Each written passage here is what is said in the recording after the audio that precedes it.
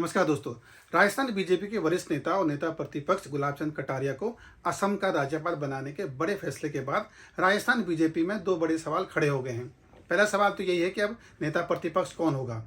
अगर हम स्वाभाविक दावेदार की हम बात करें तो उप नेता प्रतिपक्ष राजेंद्र राठौड़ बड़े चेहरे के तौर पर हमारे सामने आते हैं। अगर हम उनके सियासी सफ़र की अगर हम बात करें तो 7 बार के विधायक हैं, अभी चूरू से विधायक हैं और पिछले 4 सालों में विधानसभा के भीतर उनकी भूमिका काफ़ी प्रभावी रही है। कई बार उन्होंने कांग्रेस को बैकफुट पर खड़ा किया है। एक दूसरा नाम पूर्व मुख्यमंत्री वसुंधरा राजे का भी चल रहा है और ऐसा कहा जा रहा है कि प्रयोग के तौर पर बीजेपी किसी महिला को नेता प्रतिपक्ष बना सकती है।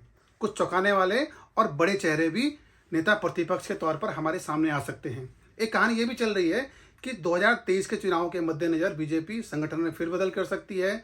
जो बीजेपी के अभी जो अध्यक्ष हैं डॉक्टर पूनिया, उन्हें नेता प्रतिपक्ष बनाया जा सकता है और जोधपुर से सांसद और केंद्रीय मंत्री गजेंद्र सिंह शेखावत को राजस्थान बीजेपी का अध्यक्ष बनाया जा सकता है।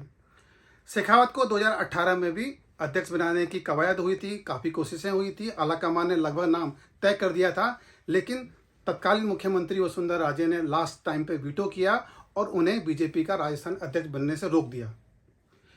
एक दो और दूसरी कहानी ये है कि अब मेवाड़ का चेहरा कौन होगा, क्योंकि कटारिया असम के राज्यपाल बनाए जा रहे हैं। बीजेपी के लिए मेवाड़ बहुत महत्वपूर्ण है। 28 में से 15 सीटें बीजेपी के पास हैं और ऐसा कहा जाता है राजस्थान की राजनीति में जिसने मेवाड़ जीत लिया, राजस्थान उसी का हो गया।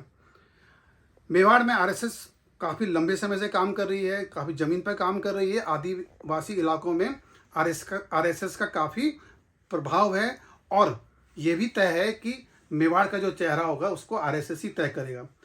2 नाम तेजी से आगे बढ़े हैं। जो जनता सेना के जो संस्थापक हैं रणधीर सिंह भिंडर, वे भी एक नाम के तौर पर सामने आए हैं। हालांकि कटारिया के साथ उनका 36 का आंकड़ा रहा है और कटारिया के साथ अदावत के कारण ही भिंडर ने बीजेपी छोड़ दी थी।